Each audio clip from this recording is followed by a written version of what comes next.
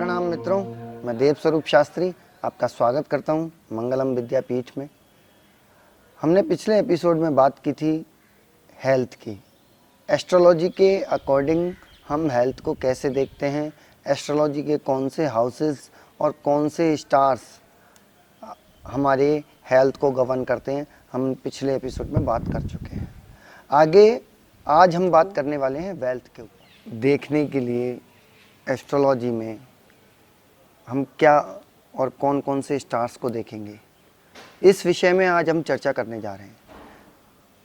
इस विषय में चर्चा आगे बढ़ाने से पहले मैं एक बात ये कहना चाहूँगा कि पहले हमें ये समझ लेना चाहिए कि वेल्थ होती क्या है। जनरली कई लोग ये समझते हैं कि कैश या पैसा ही वेल्थ होती है, लेकिन आज के समय में आईटी इंफॉर्मेशन टेक्नोलॉजी का ज़माना है। इंफॉर्मेशन भी वेल्थ है।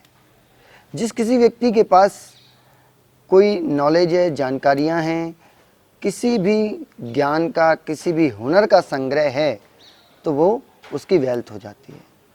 कुंडली में हम इसको सेकंड हाउस से देखते हैं। 12 भावों की कुंडली होती है। कुंडली में पहला घर हमने बताया था हेल्थ का और दूसरा होता है वेल्थ का। सेकंड हाउस वेल्थ के साथ साथ कुटुंब का भी माना जाता है, वाणी का भी माना जाता है। सेकंड हाउस वेल्थ के साथ साथ आपके मुख के स्वाद का भी माना गया है।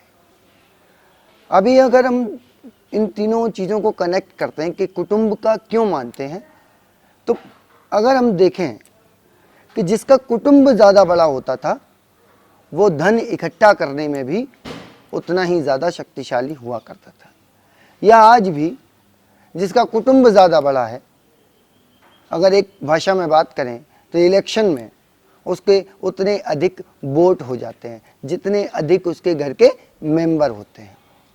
जितने मेंबर घर के बड़े होते हैं, बढ़ जाते हैं, वही उसकी वेल्थ में भी उसको सपोर्ट करते हैं। इसलिए कुटुंब को भी वेल्थ माना गया है। आपके जानकारियाँ, जो इन्फॉर्मेशन आप दूसरों को दे सकते हैं और उसके एवज में आप उनसे कुछ भी पा सकते हैं, वह भी वेल्थ है। वेल्थ यानी कि जो कुछ भी आपने संचित किया है, आपका संचित धन वेल्थ कहा जाता है। जब भी कुंडली में सेकंड हाउस का लॉर्ड 6, 8, 12 में जाता है या अपने हाउस से 6 से 12 हो जाता है, तो वेल्थ में दिक्कत आती है। और यहीं इसका उल्टा, यदि वेल्थ सेकंड हाउस का लॉर्ड सेंटर यानी केंद्र में या त्रिकोण में, केंद्र 4, 7, 10 के साथ साथ लग्न को लेकर के सेंटर केंद्र हो जाता है और त्रिकोण होता है 1, 5, 9। अगर 1, 5, 9 में या 1, 4, 7, 10 भावों में सेकंड हाउस का लॉर्ड होता है, तो उस व्यक्ति के पास संचित धन भी होता है। कि सेकंड हाउस का लॉर्ड 1, 4, 7, 10 में हो, 1, 5, 9 में हो, लेकिन उसके बावजूद भी उसके पास कैश न रुकता हो, लिक्विड मनी न रुकता हो, लेकिन ऐसा व्यक्ति कहीं ना कहीं किसी टैलेंट का मालिक होता है, किसी ज्ञान का मालिक होता है। उसके पास कुछ ऐसी इंफॉर्मेशन हो सकती हैं जिनसे कि वह धन को पैदा कर सकता है। सेकंड हाउस जब भी अगर शनि की दृष्टि हो जाती है, तो ऐसे व्यक्तियों को बोलने में दिक्कत आती है, अपने कुटुंबियों के साथ रहने में दिक्कत आती है, कैश उसके पास रुकता नहीं है। जब भी शनि की दृष्टि अगर सेकंड हाउस पर होती है, मंगल की दृष्टि यदि सेकंड हाउस पर होती है, तो व्यक्ति अब्यूजिव लैंग्वेज बोलने वाला हो जाता है, गलत लैंग्वेज बोलने वाला हो जाता है। क्योंकि वाणी भी आपका धन मानी जाती है, क्योंकि वाणी से किसी को भी आप अपना बना सकते हैं, वाणी से आप किसी को पराया भी बना सकते हैं, वाणी से झगड़ा भी हो सकता है, वाणी से प्रेम भी हो सकता है। इसलिए वाणी भी वेल्थ का ही काम करती है, क्योंकि यदि आपकी वाणी अच्छी है तो आप बहुत ज़्यादा वेल्थ क्रिएट कर सकते हैं। वाणी और कुटुंब वेल्थ के हाउस में इसीलिए आते हैं। और स्वाद आपके मुख का, क्योंकि स्वाद अच्छा होता है तो वाणी अच्छी हो सकती है। यदि आपके एक्सपीरियंसेस अच्छे होते हैं तो आपकी वाणी अच्छी हो सकती है। और अगर आपके अनुभव अच्छे होते हैं तो आप अपने जीवन में वेल्थ इकट्ठी कर भी पाते हैं। क्योंकि वेल्थ केवल पैसा नहीं है। आज के युग में तो खास तौर से इंफॉर्मेशन टेक्नोलॉजी का समय है, तो इंफॉर्मेशंस वेल्थ मानी जाती है। आपके ज्ञान का संग्रह वेल्थ माना जाता है।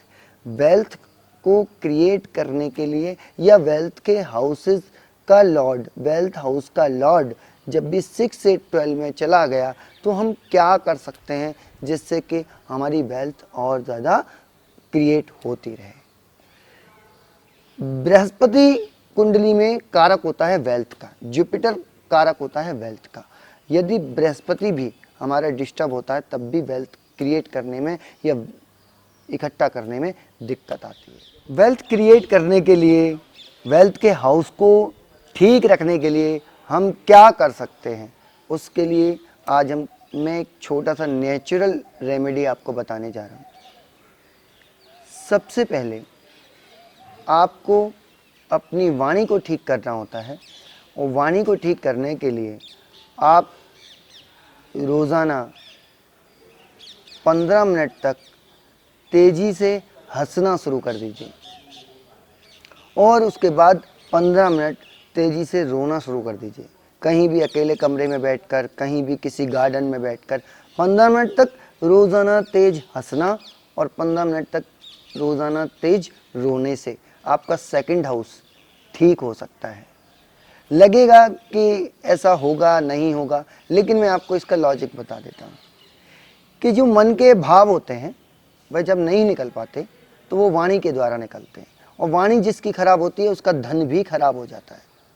जिसकी वाणी ठीक नहीं होती, जो लोगों से अच्छे से नहीं बोलता, वो अक्सर देखिएगा आप उसके पास पैसा नहीं टिकता, क्योंकि जो वाणी का हाउस है कुंडली में वही आपके वेल्थ का हाउस है। तो इसलिए वाणी को ठीक करना है, और वाणी ठीक हो गई तो वेल्थ ठीक हो जाएगी। तो वाणी हमारी ठीक होती है 15 मिनट तक रोज़ाना तेज हंसने से और 15 मिनट तक तेज रोने से। अगर यदि आप रोज़ाना सुबह शाम ये काम कर सकते हैं तो बहुत जल्दी, यानी कि विद इन 3 मंथ्स आप बहुत अच्छे रिजल्ट्स पा पाएंगे। जय श्री कृष्ण।